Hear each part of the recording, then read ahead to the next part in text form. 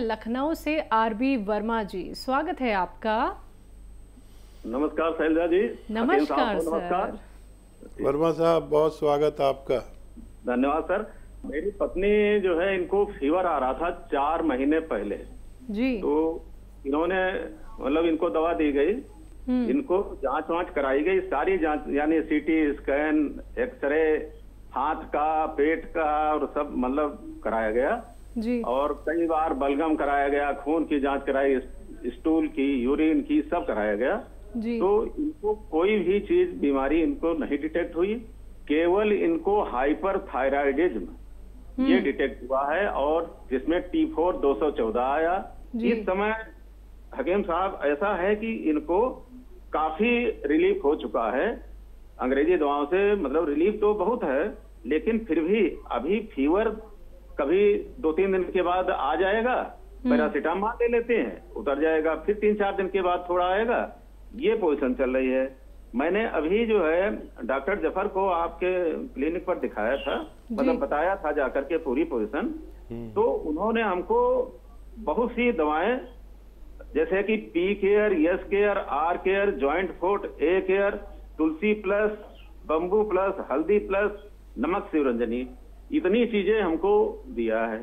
तो मैं अब आप और इनको इस समय परेशानी है, हल्का फीवर आता है और खाना खाने के तुरंत बाद लैट्रिन आती है। लैट्रिन ठीक होती है थोड़ी सी मात्रा में जी। और बाकी तकलीफ इस समय इनको नहीं है। इस समय इनको तकलीफ केवल फीवर की है, जो 2-3 दिन के बाद थोड़ा सा आता है, 99-100 के बीच रहता है और एक टैबलेट देने के बाद वो फिर 3-4 दिन के लिए मतलब ठीक हो जाता है।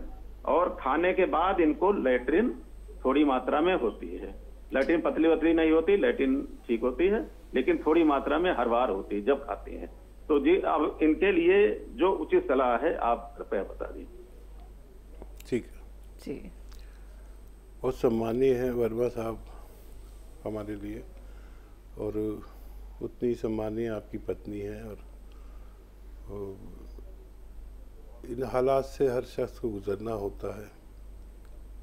अस्पतालों और बुखारों और बीमारियों के हालात से सबको गुजरना होता है, यहाँ तक कि हमें भी गुजरना होता है। और कभी परेशानी यही होती है कि जो बीमारी है वो डिटेक्ट नहीं होती और अंदाजे से दवाएं चलती रहती हैं। तो देखिए इतने दवाएं ले रही हैं तो नमक शिवरंजनी इनके लिए ज़रूरी है। कम से कम 2 टाइम 2-2 चुटकी आप इन्हें दिया करें, तो इससे वो दवाओं के जो नुकसानात हैं वो जाहिर जो नहीं होते और नुकसानात हैं तो वो ज़ाया होते रहेंगे, निकलते रहेंगे। कोई भी दवा इन्हें नुकसान पहुंचा कर नहीं जाएगी, ख़ासतौर पर एलोपैथिक।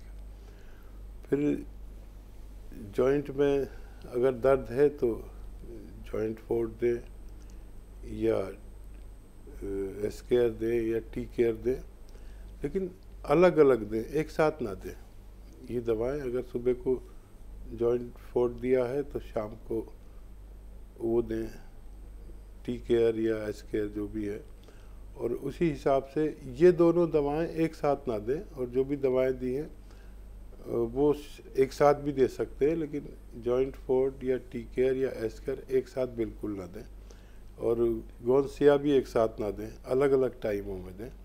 इसी तरह इलाज करें। और जो स्टेरॉइड वगैरह का इलाज है वो पल्स बढ़ाता है। अगर स्टेरॉइड की एक गोली खा लें तो आपकी पल्स और शुगर और सब कुछ एकदम अप हो जाता है। ये ताकतवर दवा है, हालांकि ये वक्ती इलाज होता है। तो इसके नुकसानात उनके जिस्म में ना रह जाए उसके लिए नमक शिवरंजनी ज़रूर दे दिया करें 2 बार, ताकि वो जल्दी से किडनी से इन दवाओं को बगैर नुकसान पहुंचाए बाहर कर दिया करें।